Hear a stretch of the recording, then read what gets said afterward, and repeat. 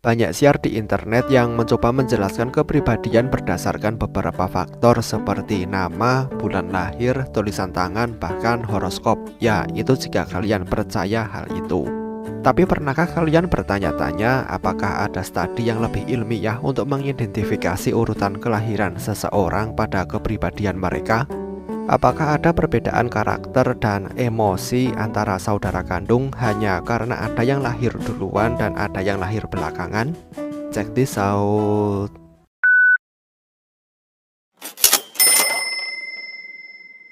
Pada tahun 1999, seorang peneliti dari University of California bernama Frank J. Suloway mulai mempelajari apakah urutan kelahiran seseorang merupakan faktor yang akan menentukan karakternya.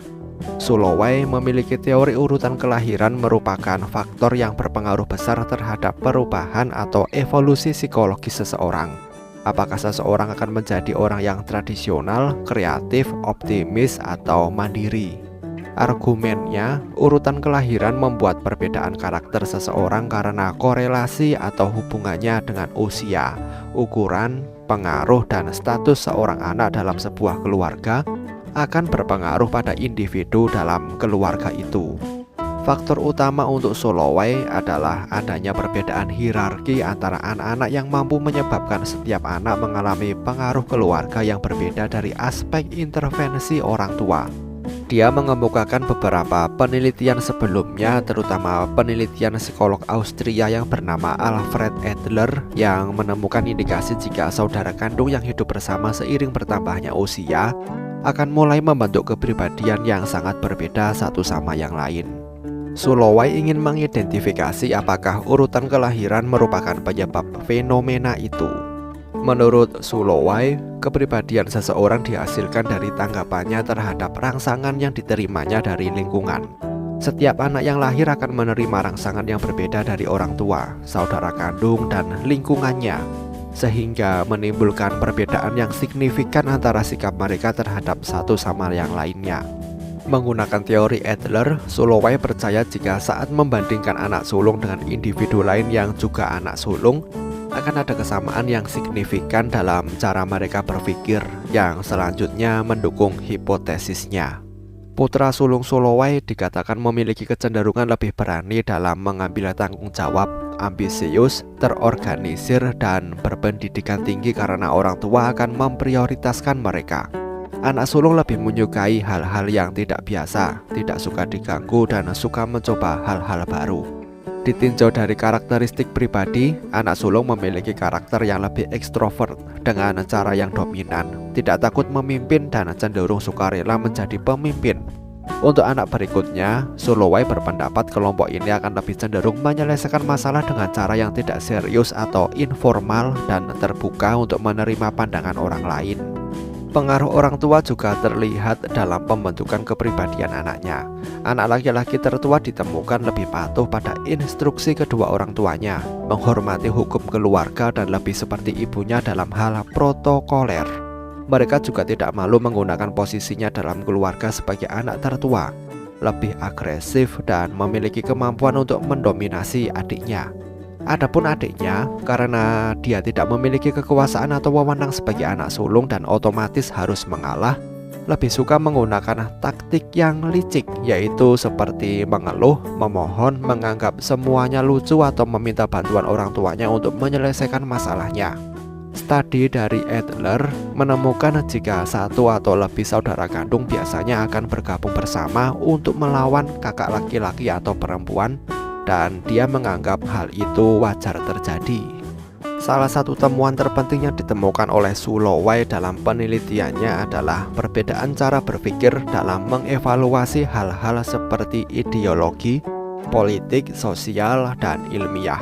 Dalam isu-isu yang menyangkut revolusi politik dan agama, misalnya seperti yang terjadi di Eropa, gerakan pejuang revolusi lebih mudah mendapatkan dukungan dari anak kedua dan seterusnya daripada anak pertama, karena mereka lebih terbuka untuk menerima yang baru, gagasan, dan ideologi. Anak kedua dan selanjutnya juga dilaporkan lebih terlibat dalam pemberontakan untuk menggulingkan pemerintahan atau organisasi seperti yang terjadi selama revolusi gerakan Protestan Eropa, yang melihat putra tertua dari sebuah keluarga lebih cenderung mempertahankan status quo, sangat mempertahankan keyakinan Katolik mereka. Anak laki-laki tertua ditemukan lebih cenderung mengorbankan dirinya untuk mempertahankan status quo dibandingkan dengan adik-adiknya yang rela mengorbankan diri untuk memastikan perubahan berhasil dilakukan.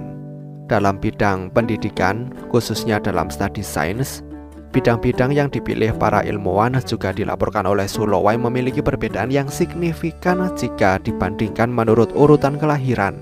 Anak sulung ditemukan unggul sebagai ilmuwan di bidang ilmu fisika yang penelitiannya lebih formal dalam mengidentifikasi solusi.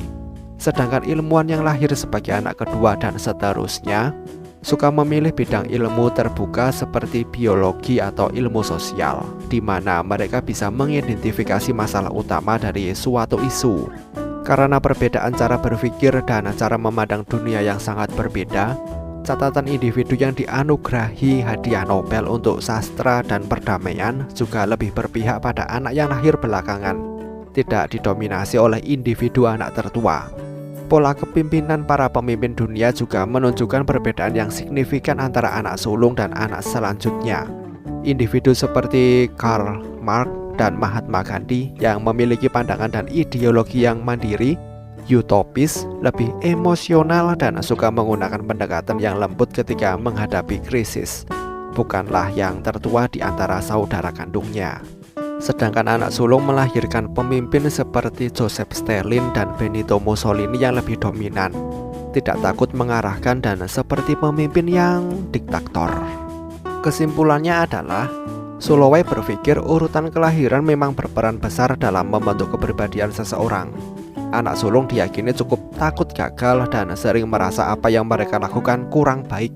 Karena rasa takut ini, mereka takut melakukan kesalahan dan akhirnya memilih jalan yang paling lurus dan termudah dalam melakukan sesuatu sepanjang hidup meskipun harus bertindak keras. Anak kedua dapat disimpulkan sebagai saudara yang lebih tenang karena mereka tahu bahwa mereka tidak harus memikul tanggung jawab yang dipikul oleh kakak laki-laki atau perempuan mereka. Dalam relaksasi ini, mereka senang mencoba hal-hal baru dalam hidup dan tidak terbebani oleh rasa takut akan kegagalan. Anak ketiga akan sering ditempatkan dalam situasi yang tegang antara anak pertama dan kedua, sehingga mereka memiliki kemampuan diplomasi yang lebih baik dan mudah meredakan pertengkaran. Anak ketiga juga mudah beradaptasi dengan situasi yang baru, lebih sabar dan terbuka mendengarkan pandangan semua pihak. Karena sejak kecil mereka dipaksa belajar berbagi dan selalu mengalah dalam pertandingan ideologi dengan saudara kandung yang mereka tahu tidak akan menang. Penelitian dari Sulowai mendapatkan dukungan dan kritik dari banyak peneliti yang lain. Beberapa percaya jika apa yang dikatakan oleh Sulowai benar, sementara banyak yang merasa jika teori dari Sulowai sama sekali tidak berdasar. Kalian termasuk kategori yang mana? Jika menurut kalian teori dari Sulowai tidak masuk akal, bolehkah kami mencoba menebak? Jika kalian yang tertua dari saudara kalian, bagaimana menurut kalian? Sampaikan pendapat kalian di kolom komentar. Terima kasih telah menonton video ini dan sampai jumpa di next video.